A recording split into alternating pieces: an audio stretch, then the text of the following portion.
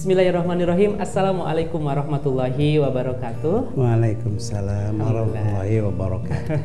Alhamdulillah di kesempatan hari ini kita bisa bertemu kembali dalam rangkaian acara ya yang bertemakan Al-Ukhuwah Berbincang tentunya. Dan ini adalah pertemuan kedua saya dengan sahabat semuanya di Al-Ukhuwah Berbincang, dan tentunya dalam suasana masih dalam suasana milad Yayasan Pendidikan Islam Al-Ukhuwah yang ke-33 pastinya, sehingga hari ini pun temanya masih sama seperti sebelumnya. Waktu kemarin saya kedatangan Pak Deddy Mulyana di podcast ini yang sama-sama menceritakan terkait tentang sejarah Yayasan Pendidikan Islam Al-Ukhuwah. Dan hari ini pun, di hari ini saya coba menghadirkan satu pendiri Yayasan Pendidikan Islam Al-Ukhuwah yang tentunya beliau adalah salah satu guru saya, inspirasi bagi saya di dalam pergerakan dakwah di Kabupaten Subang khususnya. Dan kita langsung sapa saja kepada beliau. Assalamualaikum warahmatullahi wabarakatuh, Abi. Ya, waalaikumsalam warahmatullahi wabarakatuh. Bagaimana kabarnya Abi hari ini ya? Baik, alhamdulillah. Ya. Masya Allah. Tentunya di tengah-tengah kesibukan Abi bisa menyempatkan hadir di ruang Al-Ukhuwah Berbincang ini, sehingga mudah-mudahan banyak inspirasi Abi terkait sejarah dari Yayasan Pendidikan Islam Al-Ukhuwah. Ya, tentunya di awal Abi, Pak Deddy Mulyana menyampaikan bahwa beliau pun salah satu orang yang diajak oleh Abi untuk membangun Yayasan Pendidikan Islam Al-Ukhuwah, dan beliau pun menyampaikan bahwa Abi dulu dari Jakarta beraktivitas lantas pulang ke Subang ataupun ke Pagaden, sehingga ketika Abi pulang dari Jakarta ke Pagaden lantas mendirikan sebuah lembaga Yayasan Pendidikan Islam Al-Ukhuwah. Nah, barangkali Abi bisa menyampaikan sejarah terkait berdirinya Yayasan Pendidikan Islam Al-Ukhuwah. Tentu ini cerita ini cukup panjang ya. Jadi bukan cerita dari Jakarta kemudian ke sini. Ada perjalanan waktu cukup ya sejak mimpi saya di SD tentunya ya. Ketika itu kan bapak saya ini pedagang ya. Pedagang sekaligus juga dia memperhatikan saya sebagai anaknya di sekolah madrasah. Ya, alhamdulillah gitu, ketat banget ya. Kalau sedikit main, udah galak lah begitu bapak. Tapi cukup bagus ya. Sehingga saya punya cita-cita ketika itu ingin memadukan antara ya ahli ilmu ya, dalam hal ini mungkin ulama itu di satu sisi, di sisi lain ingin menjadi pedagang ya, melanjutkan bapak dalam hal ini bisnismen tentu ya, dalam hal ini yang sebutnya dua-duanya dikelola dengan baik ya, alhamdulillah. Walaupun tentu perkembangannya ya hanya cukup lah untuk saya dan keluarga mungkin ya, seperti itu, khususnya untuk masalah bisnis begitu. Nah, kalau untuk sekolah itu yang karena memang istilahnya saya punya cita-cita itu ya, saya sejak SD itu keluar SD ingin ke Gontor. Waktu itu saya masih kecil ya, kecil banget ya, badan saya itu kecil amat begitu. Sama bapak tidak diizinkan begitu karena terlalu kecil barangkali atau gimana. Akhirnya saya lanjut sekolah pesantren di Bandung ya sama bapak. Jadi di situ tuh sejak tahun 73 saya udah sekolah di pesantren di Bandung. Nah, selesai di pesantren saya ke Unisba ya. Jujur sejak perjalanan itu ketika remaja saya aktif di remaja masjid ya. Di Uswatun Hasanah pernah juga jadi ketua remaja masjid begitu. Kita juga melanjutkan ke IAIN Jakarta. Begitu ceritanya. Di IAIN Jakarta ngambil waktu itu jurusan filsafat begitu. Nggak tahu kenapa diambil filsafat. Yang jelas waktu itu cukup bingung lah, karena sistem perkuliahan di sana itu setiap mahasiswa harus membuat semacam makalah ya dari berbagai aliran pemikiran, baik para filsuf ataupun para ahli kalam, yang masing-masing aliran itu dengan judul masing-masing. Nah, mahasiswa itu harus membawakannya dan mempertahankannya di hadapan mahasiswa lain di depan kampus.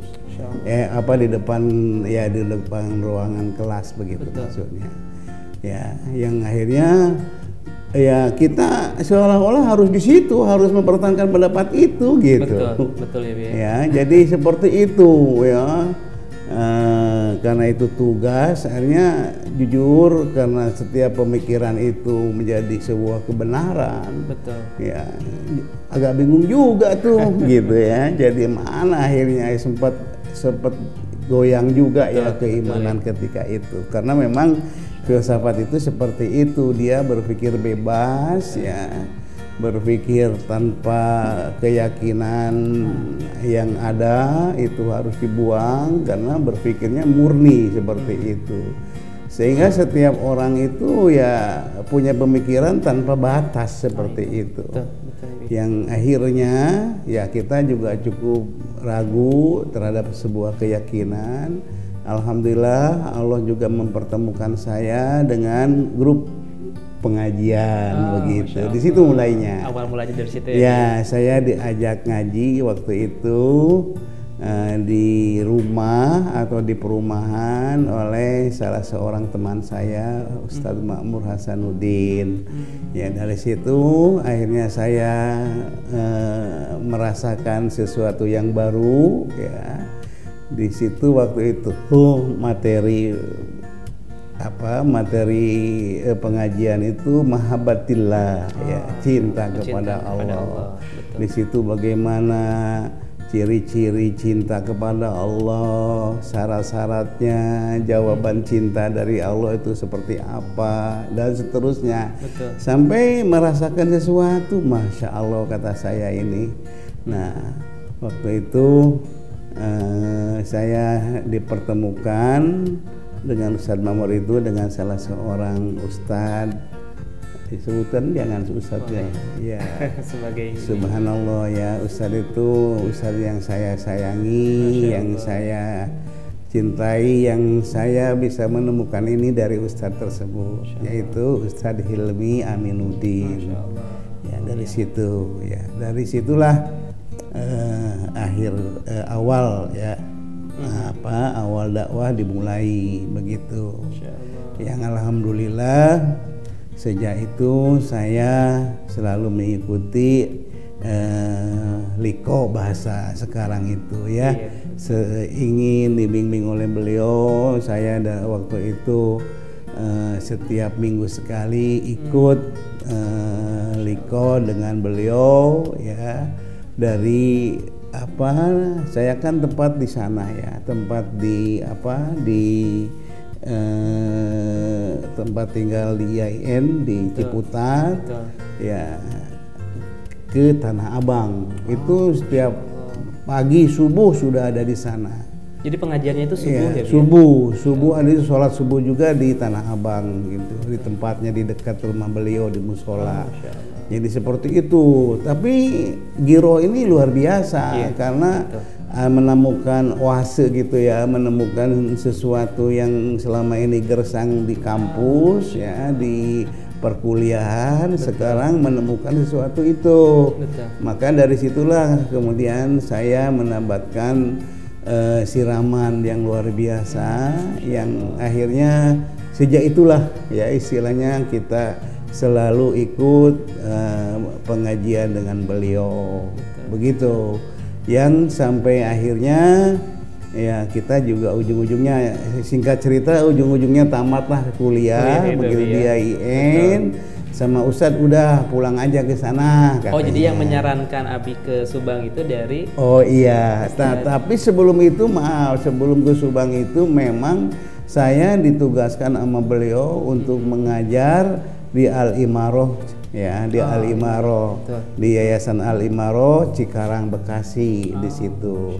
Ya, luar biasa. Betul. Nah, di situ saya mulai mengenal yang namanya pondok, begitu ya. Jadi saya mengenal pondok itu di situ. Betul. Dan keinginan ini, saya akan coba nanti ya, pengalaman ini saya akan coba nanti ketika pulang.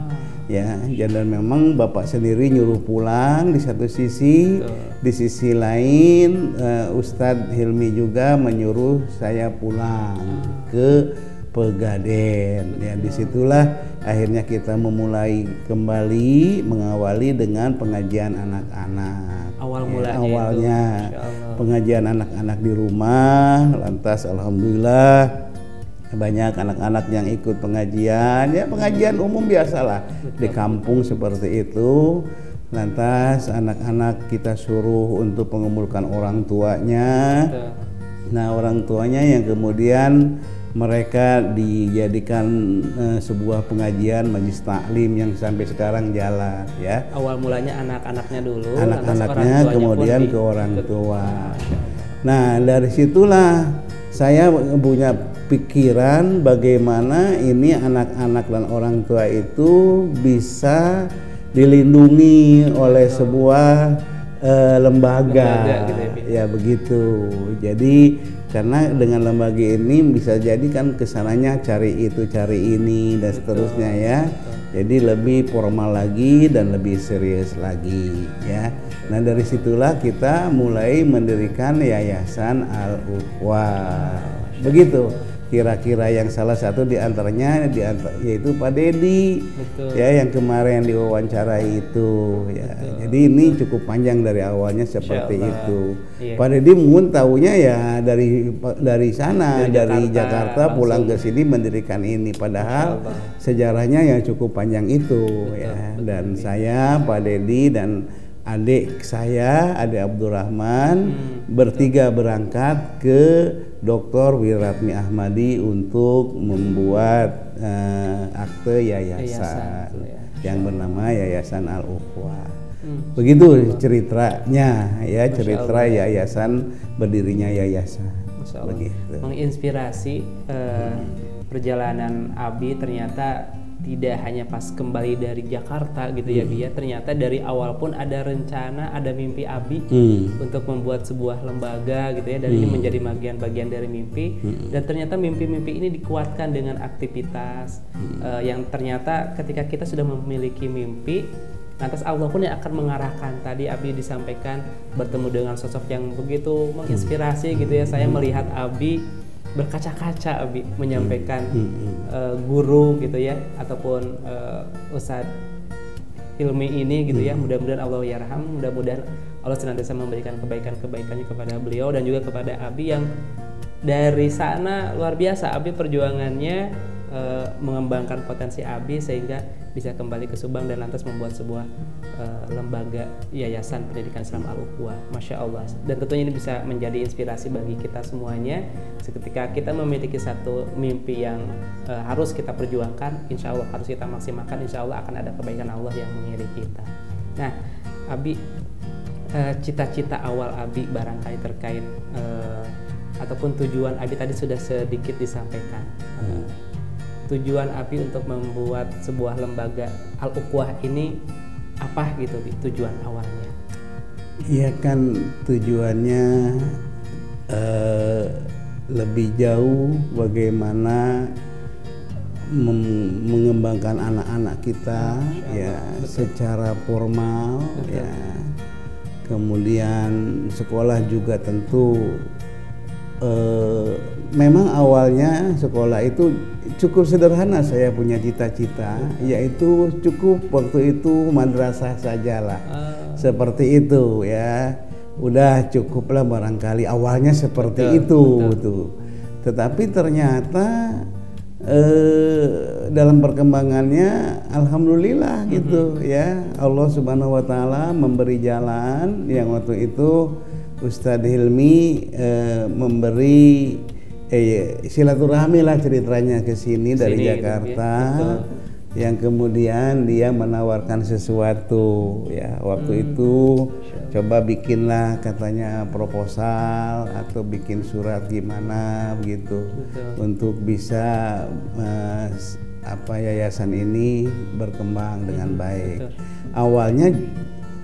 Awalnya memang ada dua ya, jadi di satu sisi ada anak-anak yang belajar, di sisi lain kita juga punya kursus awalnya ya, kursus keterampilan yang waktu itu ada dua, bahasa Arab, bahasa Inggris ya. Cukup berkembang 1 tahun dan 2 tahun seperti itu, cuman akhirnya karena kursus ini hanya periodik ya, dalam arti termasuk kursus pengemudi ya, waktu itu ada ya, kita juga diberi lah, ada mobil tahun 81 waktu itu masih ingat saya ya, itu Kijang itu dijadikan tempat mengemudi yang kemudian nanti mobil tersebut dijadi angkutan sekolah juga awal-awalnya sih. Nah dari situ karena memang kursus ini jalannya tersendat-sendat, dalam pikiran saya apa nih yang kira-kiranya permanen di sekolah itu atau pendidikan ini ya, akhirnya udah kalau begitu kita akan mendirikan TK dulu awalnya. Jadi TK waktu itu masih TEQI ya, Taman Quran ya, Taman Quran yang kemudian menjadi TK, Taman anak-anak seperti biasa, dan seterusnya ya sampai sekarang jadi SD ya, SMP dan SMA alhamdulillah. Jadi memang intinya kita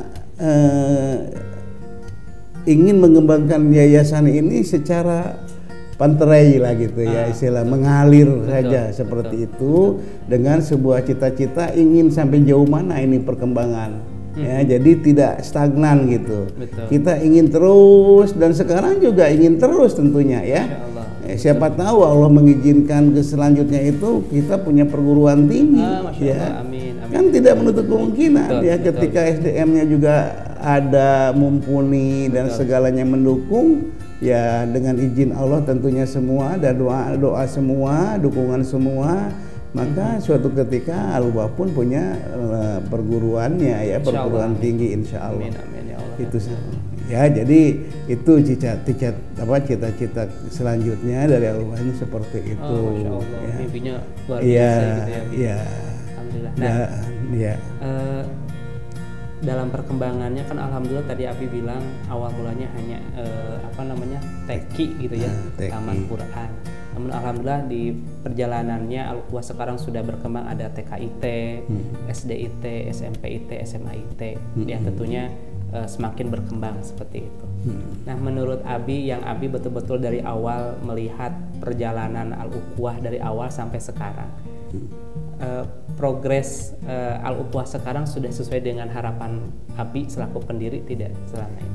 Ya alhamdulillah lah, bisa dikatakan ya tadi kan, artinya kita berjalan sesuai dengan waktunya seperti itu, dan kita nggak boleh puas kecuali gitu kan, kecuali istilahnya kita menemukan ini alhamdulillah. Sampai sini alhamdulillah, tapi kita punya cita-cita ke depan, begitu maksudnya. Ya, ketika ketemu ini alhamdulillah. Jadi begitu terus gitu ya. Dan memang harus seperti itu begitu. Kalau ingin maju gitu.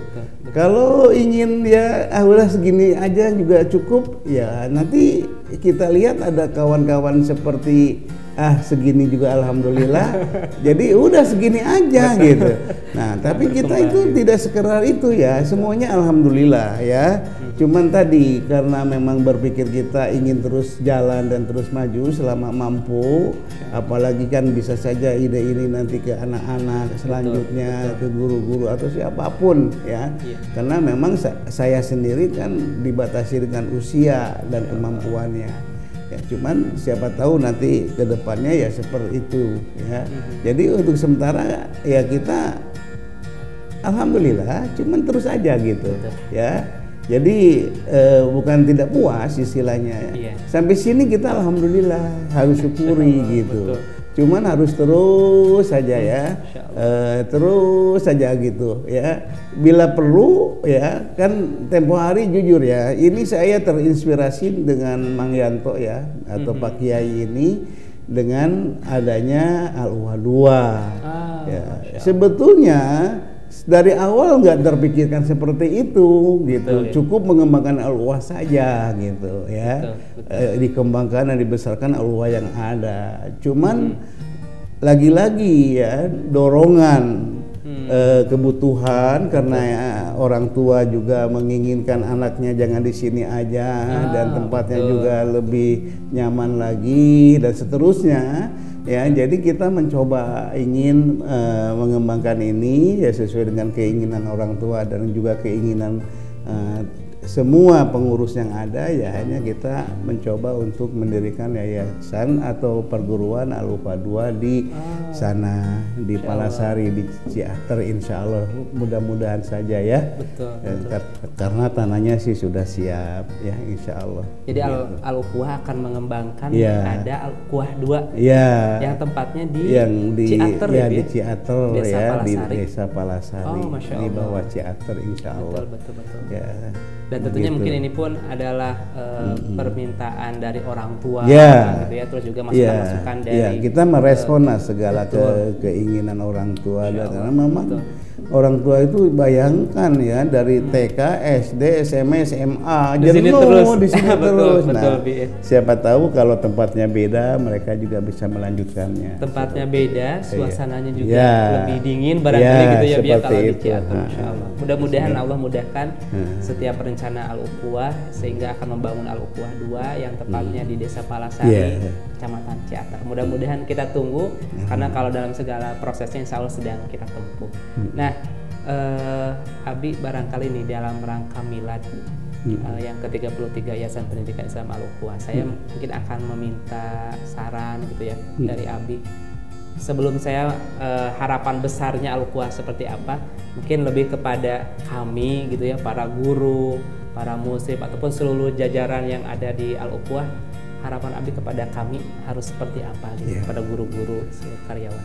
Ya, harapan saya kepada seluruh staf karyawan, pengajar, dan semua stakeholder yang ada di Al-Uwa ini, bekerjalah dengan baik ya, bekerjalah dengan ikhlas ya, karena keikhlasan itu akan melahirkan pekerjaan terbaik. Masya Allah. Begitu. Betul. Ya, saya baru nyadar begitu bahwa liyabluwakum ayyukum ahsanu amala itu adalah pekerjaan ikhlas. Iya, begitu.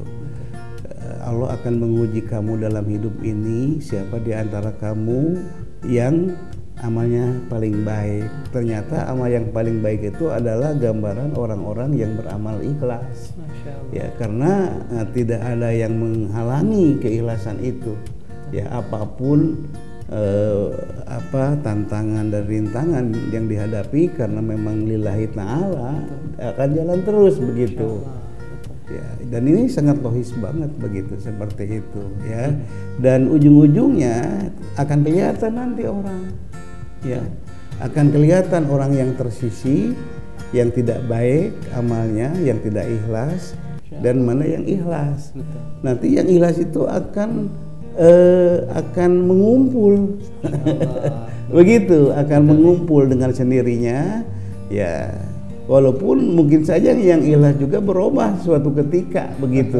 Awalnya kan seperti itu, karena memang kita harus istiqomah dan minta kepada Allah untuk istiqomah itu. Ya, karena ya muqallibul qulub kan gitu ya, seperti itu. Betul. Ya, jangankan itu, mungkin saya juga bisa saja berubah kan begitu. Ya sama manusia itu kan kenapa kadangkala ada orang dulu begini sekarang begini ya begitu dan seterusnya ya. Ada perubahan-perubahan kayak gitu ya mungkin ada banyak tantangan dan pada perjalanan-perjalanan yang dihadapi seperti itu ya. Makanya kita selalu minta petunjuk kepada Allah. Ya, dengan doa yang selalu dipanjatkan arinal haqqo warzuqna tibaa wa arinal batilan batila warzuqna tinabah. Itu selalu diminta kepada Allah sehingga berpikir untuk berubah itu begitu gampang ya ketika memang itu sebuah kebaikan. Menerima kritik, menerima apa saja dengan mudah kita ya ketika memang itu kebaikan. Makanya intinya mintanya kepada Allah saja ya. Jadi insya Allah ketika doa ini dipanjatkan dan kita juga selalu minta kepada Allah dalam setiap saat ya pagi petang untuk kebaikan seluruh yang ada ya. Baik anak-anak, guru-guru, karyawan, semua para asatid yang dan bahkan teman-teman kita yang terlibat di dakwah itu selalu didoakan begitu. Dengan kuncinya selalu berdoa kepada Allah, ya, memohon perlindungan dan tentunya memunculkan rasa ikhlas ketika beraktivitas gitu ya Bi. Ya tentunya mudah-mudahan ketika seluruh para asatid, ustazah, guru, karyawan memunculkan rasa ikhlas dalam beraktivitas, mudah-mudahan dengan sendirinya juga akan memberikan satu kebaikan tidak hanya untuk lembaga tapi untuk dirinya sendiri akan mendapatkan kebaikan dan pahala dari Allah Subhanahu wa taala. Masya Allah. Abi, ini pertanyaan terakhir karena kita tentunya dilihat oleh orang tua siswa gitu ya, ataupun barangkali orang yang baru mengenal al-ukhuwah. Harapan Abi tentang al-ukhuwah ke depannya, masukannya, saran untuk al-ukhuwah ke depan harus seperti apa? Ya tadi kan al-ukhuwah itu ke depan tentu ingin lebih maju lagi tentu ya dari keinginan itu. Betul. Ya. Tentu ini tidak lepas juga dari dukungan dan doa orang tua ya. Insyaallah, betul. Doa dan dukungan para alumnus juga ya, betul, karena memang alumnus itu harus kita raih, harus kita ikat, harus kita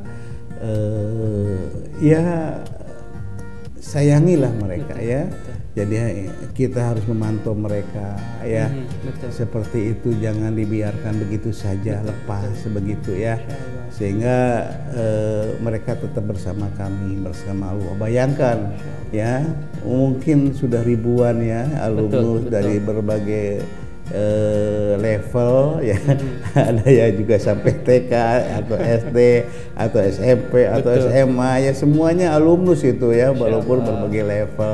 Mereka pasti ingatlah ya ya ke al-ukhuwah ini ya. Nah, seperti itu. Dan kepada orang tua juga ya, yang jelek jangan disebarkan jelek ya, bilang saja apa yang harus kita perbaiki gitu ya. Dukungan terutama doa ya, itu kepada orang tua ya, berilah doa keikhlasan untuk kemajuan kami ya, insya Allah ke depan ya kita selalu saja berdoa, cuman itu saja ya harapannya, ya cuman itu saja yang menjadikan semangat kami, karena semuanya ini kepunyaan Allah Subhanahu wa taala ya. Apapun bentuk fasilitas dalam berbagai macam ragamnya, nanti Allah akan datangkan sendiri ya. Jadi istilahnya yuk bergerak, nanti orang-orang juga akan bergerak, menggerakkan ya. Ya kita bergerak seperti ini, mengajak juga kepada para guru, karyawan semua ya, staf pengajar dan para asatid semua bergerak dengan ikhlas. Nanti insya Allah lah ya, anak-anak juga akan melihat sesuatu yang baik dari anak-anak ini, akan menggerakkan orang tua juga kan. Betul. Jadi sebutnya itu ya, jadi sebutnya itu ya, insya Allah lah. Dari awal baik, berakhir baik. Insya Allah. Itu saja. Insya Allah. Syukran jazakallah Abi yang memberikan masukan untuk Yayasan Pendidikan Islam Al-Ukhuwah ini dengan penuh ilmu, penuh inspirasi bagi kita semuanya. Dan tadi di akhir Abi pun mengajak tidak hanya kepada orang tua gitu ya, namun kepada para alumni, ayo kita sama-sama besarkan Al-Ukhuwah sehingga Al-Ukhuwah akan jauh lebih memaksimalkan ke depannya insya Allah. Dan sepertinya Abi itu adalah pertanyaan terakhir ya.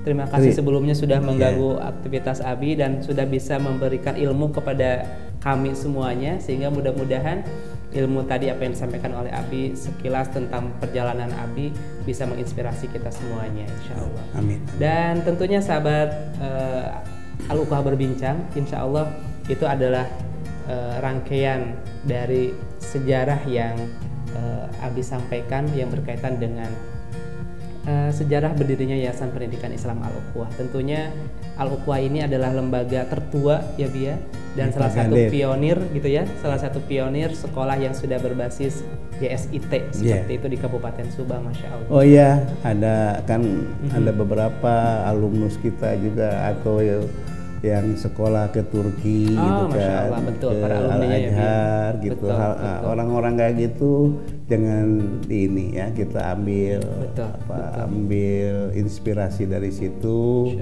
bagaimana kemudian bisa melanjutkan seperti itu ya. Jadi syukur-syukur ke depan kita punya ada link ya, bukan mencari sendiri ya, tetapi cuma ada linknya begitu, ada ya ada program tersebut lah seperti itu ya. Kebetulan yang alumnus sini ke luar negeri itu mereka cari sendiri begitu, selama ini seperti itu ya.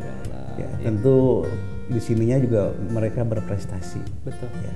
Nah tentunya masukan dari Abi untuk para alumni gitu ya, yang apalagi alumni yang sekolahnya ke Al-Azhar gitu ya, ke Mesir atau bahkan ke Turki, mudah-mudahan bisa memfasilitasi adik-adiknya yang saat ini sedang menempuh proses pembelajaran begitu di SMPIT ataupun di SMAIT, sehingga bisa sama-sama mengembangkan ataupun meneruskan pendidikan ke jenjang yang lebih tinggi di kampus luar negeri, insya Allah seperti itu. Baik sahabat Al-Ukhuwah Berbincang, insya Allah mudah-mudahan rangkaian yang tadi sudah disampaikan oleh Abi kepada kita semuanya menjadi bagian dari salah satu inspirasi motivasi bagi kita di kesempatan hari ini insya Allah. Dan tentunya dari saya cukupkan di dalam kesempatan siang hari ini. Mudah-mudahan di lain waktu kita bisa bertemu kembali dalam tema yang lain tentunya seperti itu. Sebagai penutup dari saya ucapkan terima kasih sekali lagi kepada Abi Tata yang sudah bisa hadir di ruang ini tentunya di podcast Al-Ukhuwah Berbincang. Mudah-mudahan di lain waktu kita bisa sama-sama memaksimalkan kembali. Sebagai akhir dari saya, wabillahi taufiq wal hidayah. Assalamualaikum warahmatullahi wabarakatuh. Assalamualaikum warahmatullahi wabarakatuh. Abi jazakumullah.